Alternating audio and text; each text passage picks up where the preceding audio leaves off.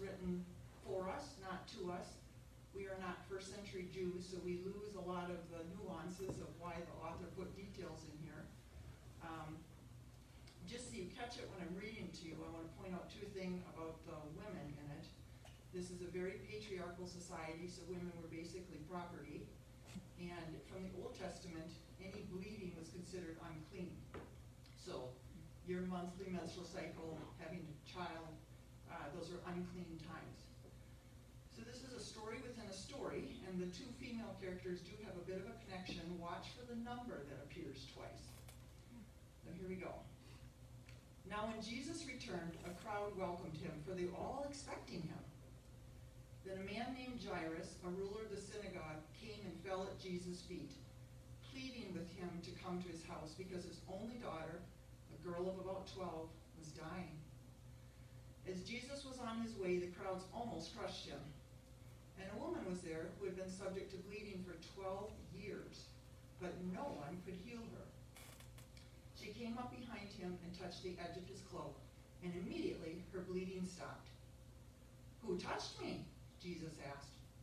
When they all denied it, Peter said, "Master, the people are crowding and pressing against you." But Jesus said, "Someone touched me. I know that power has gone out from me." Then the woman, seeing that she could not go unnoticed, came trembling and fell at his feet. In the presence of all the people, she told why she had touched him and how she had been instantly healed. And he said to her, turn my page here, "Daughter, your faith has healed you. Go in peace." While Jesus was still speaking, someone came from the house of Jairus, the synagogue ruler. "Your daughter is dead," he said. "Don't bother the teacher anymore." Hearing this, Jesus said to Jairus, "Don't be afraid, just believe, and she will be healed." When he arrived at the house of Jairus, he did not let anyone go in with him except Peter, John, and James, and the child's father and mother. Meanwhile, all the people were wailing and mourning for her. "Stop wailing," Jesus said. "She is not dead, but asleep." They laughed at him, knowing that she was dead. But he took her by the hand and said, "My child, get up." Her spirit returned, and at once she stood up. Then Jesus told them to give her something to eat. Her parents were astonished, but he ordered them not to tell anyone what had happened. The word of the Lord. Thanks be to God.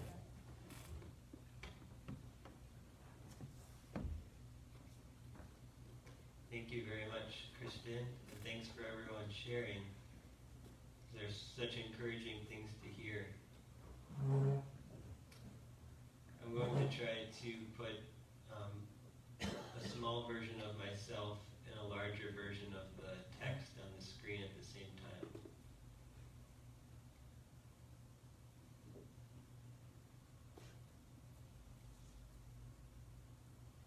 There.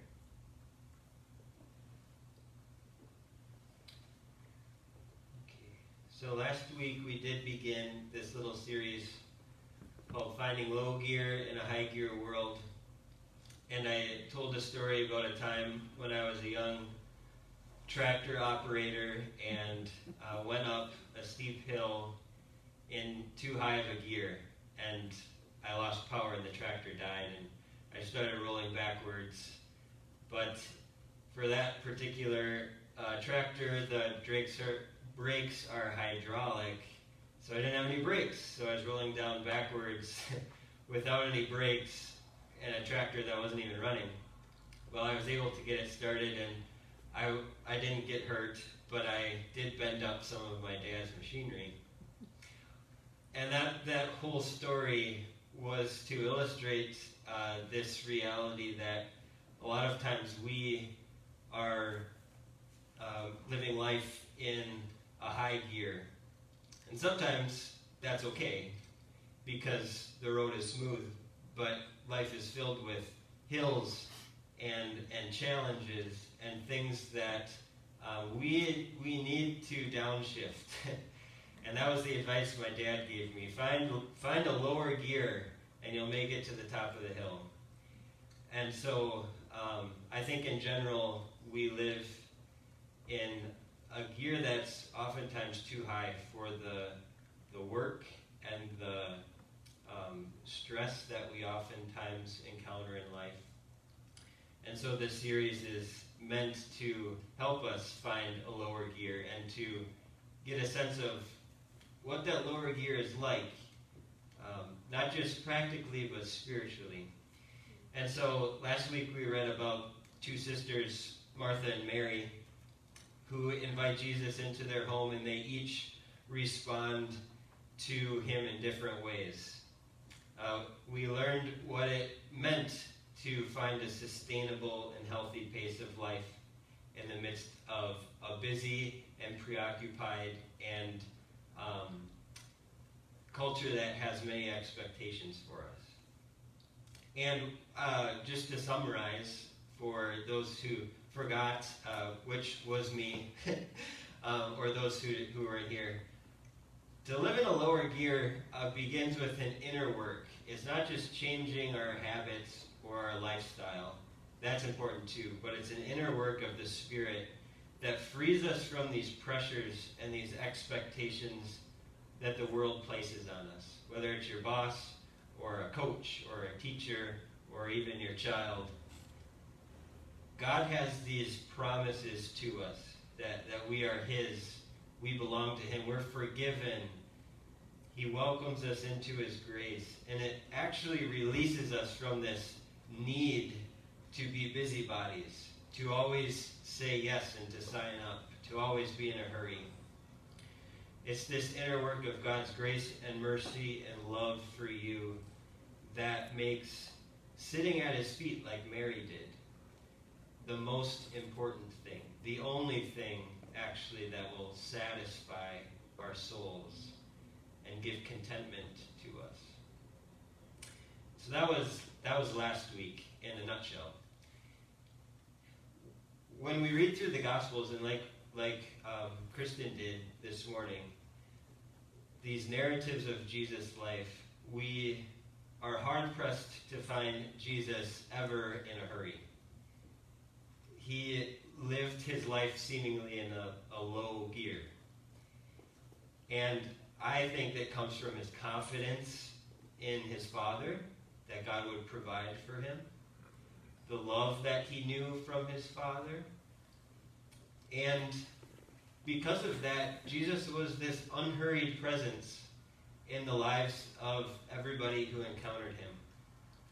He was fully God and fully human, and this morning I'm adding a third, fully present. Fully present. Part of low gear living is being fully present. So here's a question for you to consider. Have you ever thought about what you are thinking? Take a few moments and think about the various things that have gone through your mind this morning. Don't think too hard about it. But maybe your mind has been this morning reviewing things that have happened the past week or the past month. Preoccupied with something that happened in the recent or further back in the past. Maybe a tense situation or relationship, a conflict that occurred that is still kind of eating at you.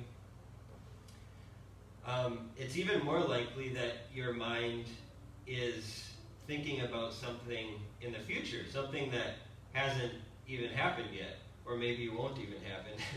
Maybe you're thinking about what you ought to make for lunch after worship this morning. I remember at times my mom thinking about that as we would be going into church. Maybe you have concerns about the health of a loved one or their future. That can be a worrisome thing to think about. Or maybe it's an upcoming deadline at work or an exam at school. These things fill our minds and steal us from the present moment. Psychologists claim that we're really only present about 50% of the time. And by that, I mean that only about half the time are we mindful and paying attention to what is happening in front of us. And since the rise of our cell phones and other electronics, I think that number has to be far less. our minds are often not where our feet are. Somebody wrote that quote once, and I like it. Our minds are often not where our feet are. And so 50% of the time, that's not very much. And the tragedy of that is that we're missing out on half of our life, half of our time with our kids, half of our time with our grandkids, or our friends, or our loved ones. And our attention, even if we're bodily with these people, is oftentimes somewhere else.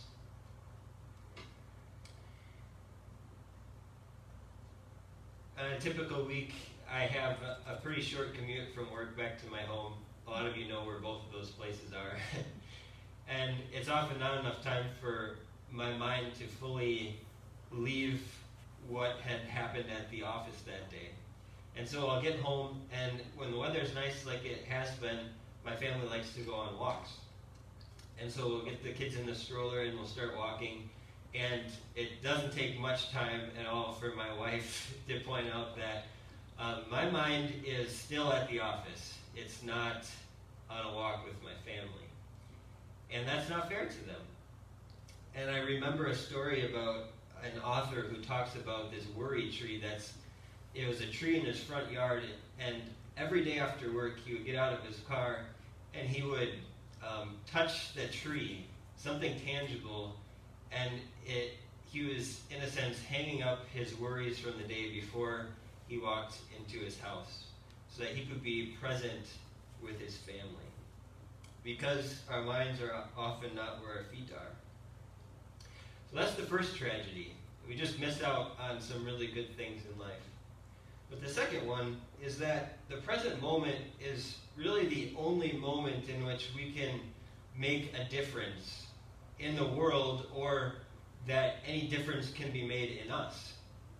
This can't happen in the past. Okay, we don't have any control over changing past events. And we can't even anticipate the future, let alone determine it.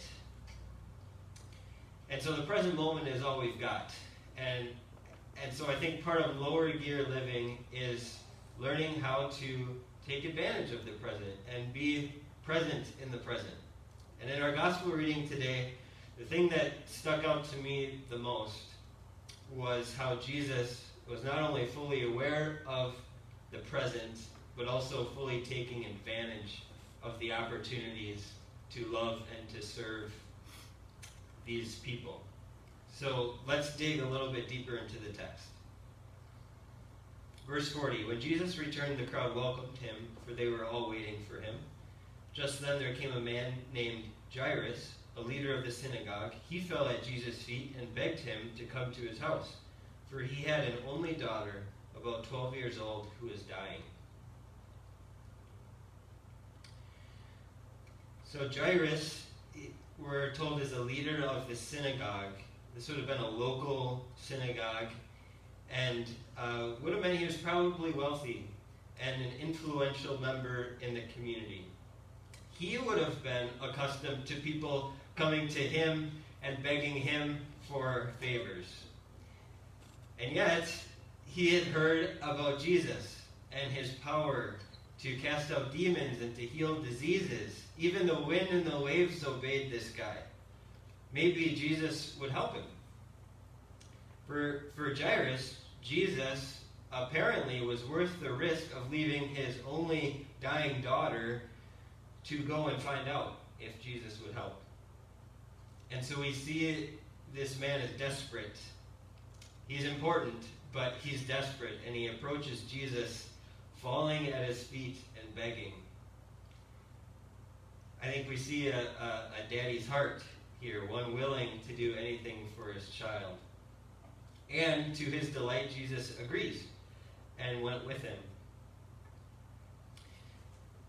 I think it's safe to assume, if we kind of put our human selves into this man, Jairus was not only grateful, but also probably in a hurry to get Jesus back to his house as quickly as possible. Certainly he was worrying about his 12-year-old daughter, how she was faring, if she would even still be alive when he got back. wouldn't you be leading Jesus at a quickened pace back home? Kind of pulling at his shirt sleeve. Come on.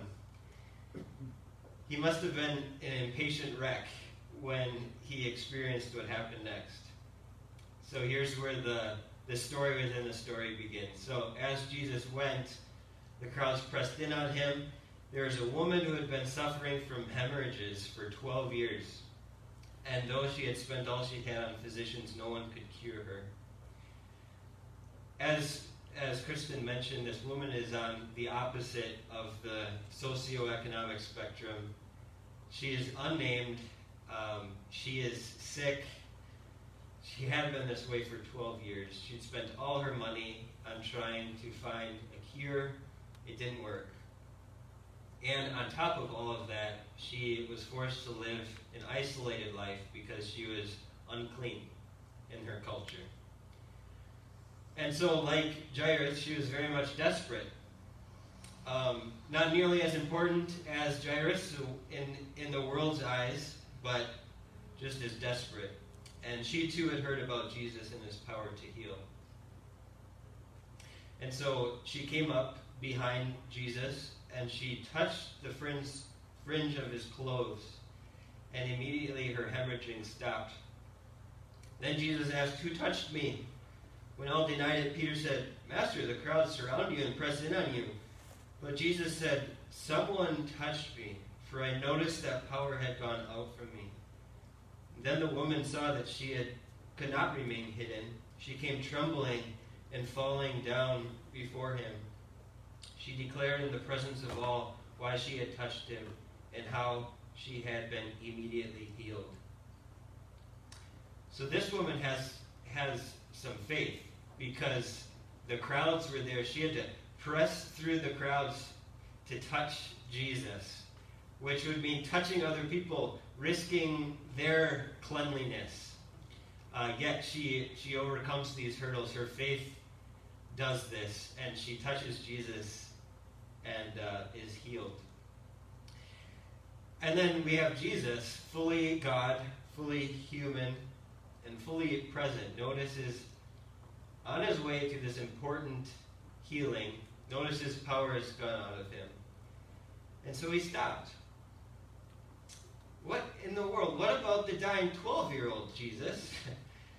There are people all around you. Let's keep moving, says Peter. Keep moving. We don't have much time. What can be more important, Jesus, than getting to Jairus' house and healing his daughter? The present moment was what mattered most to Jesus. And in this moment is a woman who is in need. Not as important in the world's eyes, but in the present moment, most important to Jesus. I think we all have a habit, like Peter and Jairus, of making our agendas more important than the things or the people who interrupt them throughout the day. But here we see Jesus pausing on an important rescue mission, a healing for this poor, suffering woman who, like Christian said, is only property in that day. She had enough faith to push through the crowds and to touch his clothes. And she steps forward trembling because of what she's done, thinking maybe she's in for a scolding or worse, and falling down before him, told everyone what had happened. But Jesus gives her his unhurried attention and much more. He says to her, "Daughter, your faith has made you well. Go in peace." The present moment is the only realm in which we can make a difference. And on the way to Jairus' daughter, Jesus pauses for the sake of the poor lady who touched the fringe of his clothes. And not only did he heal her, but also affirmed her faith and gave her this peace of knowing that this cure was not just an accidental, temporary thing, but a permanent, intentional cure for her. What a gift. Verse 49, while he was still speaking, someone came from the leader's house to say, "Your daughter is dead. Do not trouble the teacher any longer." When Jesus heard this, he replied, "Do not fear, only believe. She will be saved." When he came to the house, he did not allow anyone to enter with him except Peter, John, and James, and the child's father and mother. They were all weeping and wailing for her, but he said, "Do not weep, for she is not dead, but sleeping." And they laughed at him, knowing that she was dead. So, taking that time in the present moment for the suffering woman caused enough of a delay that Jairus' daughter died. And not only had she died, but by the time they had arrived, it seems the mourners had already gathered. And her death was so permanent and so sure that they actually laughed at Jesus when he told them that she was just sleeping. But Jesus told Jairus, "Do not fear, only believe, she will be saved." The same lesson that this woman knew. It's your faith. It's your faith in me now, in the present, that counts. It's your trust that I have the power in this present moment and the authority to make a change and to heal. For Jairus, the present moment seemed only to offer the tragedy of a dead daughter. But for Jesus, the present moment was filled with possibilities through the power and authority of just his word. Just like when Jesus was in the boat with his friends, the master of the wind and the waves, he only spoke, "Be still," and the storm stops. Or when healing a demon-possessed man, Jesus would only say, "Come out of him," and the demons would flee. And now Jairus would soon learn that Jesus was the master even over death. Verse 54, he took her, this is the daughter, by the hand and called out, "Child, get up." 3 words. Her spirit returned. She got up at once. Then he directed them to give her something to eat. Her parents were astounded, but he ordered them to tell no one what had happened. Just as God in the beginning spoke the world into being, Jesus' words materialize. He speaks life into the dead body of the 12-year-old girl. Jesus lived in the now, and his word created life in the present moment. Jesus lived with this sort of unhurried presence during his time on earth, because each moment offered him opportunities to heal and to restore, to teach, to forgive, to love, to serve. This is why he came. And the main point, or at least the point that sticks out to me in these stories this morning, is that through our faith in Jesus, we have these same opportunities to experience God's power and saving work, even miracles. But it happens in the present. It happens in the now, not in what has happened, not in what might happen in the future, but now. Now is when God is speaking. Now is when he's acting and forgiving. It's the present moment that contains God's promise. Now is when we are hearing and believing and trusting. Just like the woman who touches the fringe of the cloak, it's the present moment that has all of the potential. And so I think this means a few things for us. The first is that if we never engage in the present moment and all of its opportunities, if we're constantly living in high gear, we're going to miss 50%, say the psychologists, of these opportunities. A slower and more sustainable pace of life allows us to be fully human, like Jesus, fully present. there's a pastor and author named John Ortberg, and he wrote this quote: "Love and hurry are fundamentally incompatible. Love always takes time, and time is the one thing hurried people do not have." We simply cannot obey Jesus' greatest commands. You know these. Love the Lord your God with all your heart, soul, mind, and strength, and love your neighbor as yourself. Jesus says this sums up the whole law, and we cannot do this if we are living in high gear all the time. Imagine all the opportunities we miss to bless and to serve other people when our schedules are too full and our focus is always on the next thing. What do we miss when our minds are not where our feet are, when we're not present? Imagine the many, many, many miracles of God to be seen if we had moments in each day to stop and to ponder what God is up to pray for other people throughout the day. And that doesn't take a lot of time, just a remembrance to do it. Imagine the life-giving conversations and the opportunities to share this gospel with other people. If only we had time in our schedules between our garage and our house to chat with our neighbor, or to stop at the grocery store or at the bank when we run into someone we know. Imagine the hands and feet of Jesus in our neighborhoods if we only had enough margin in our lives to spend serving and helping other people when that need arises. The only moments in which we can love and serve and obey God are the present ones. We can't change the past, the future isn't guaranteed.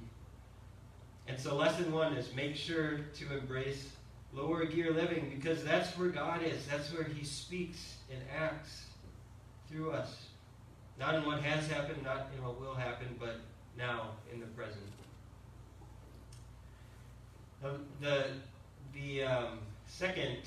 The second point comes from this. The first is sort of what can we do if we are in the present. The second point is what happens to us when we live in the present. Paul wrote, faith comes from what is heard. What is heard comes through the word of Christ. And so God's word is spoken and heard and believed in the now, in the present moment. And when we are not engaged, when our minds are not where our feet are, then we're often too preoccupied or too busy to hear or to read these words for ourselves. But nonetheless, we have a sneaky and persistent God. He scatters his word all over the place. He catches us in pockets of time.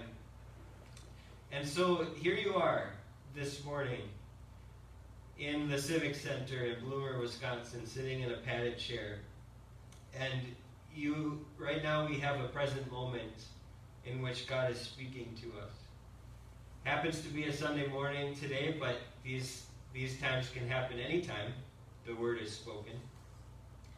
And God is here too, and by no mistake. He is here in the present moment through his Spirit. He is not worried about your lunch plans after worship or other things on your mind. He's giving us his full, unhurried attention, his full love, his rich promises. He gives you his peace. And he is also present through his word. This word that he'll speak to us during our confession time, forgiveness, during the Lord's Supper. We'll hear it again. It's this word when he calls you that his beloved, his chosen one. When he says you are forgiven. This is God speaking in the now. He calls you holy and blameless on account not of what you've done, but on his Son, Jesus. He promises you life forever that nothing can take away.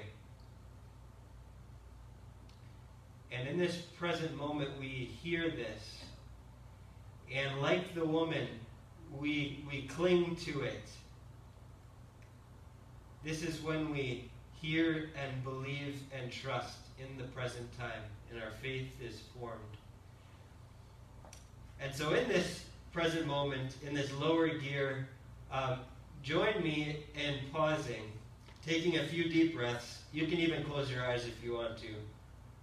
Actually, bring your mind to where your feet are and soak in these promises. And in a way, I'm maybe sort of preparing us for the rest of the worship service. But I want to start by reading this verse, because in this verse, Jesus welcomes us into his grace, to be freed from the pressures of the outside and to be fully present with him. He says, "Come to me, all you that are weary and carrying heavy burdens, and I will give you rest. Take my yoke upon you and learn from me, for I am gentle and humble in heart, and you will find rest for your souls. For my yoke is easy and my burden is light." Jesus, we thank you for being a God who is so present to us, so near to us. Thank you for this moment, this morning. A moment that you come and speak, a moment that we hear and trust. And we rely on you, Holy Spirit, to do that inner work.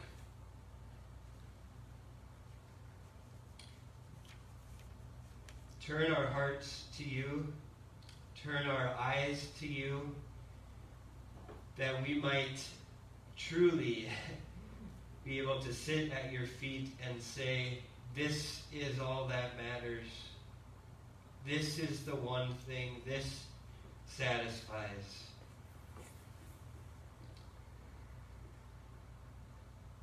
Thank you for the gift of your love, Jesus, and your promise to us. We pray this in your name. Amen.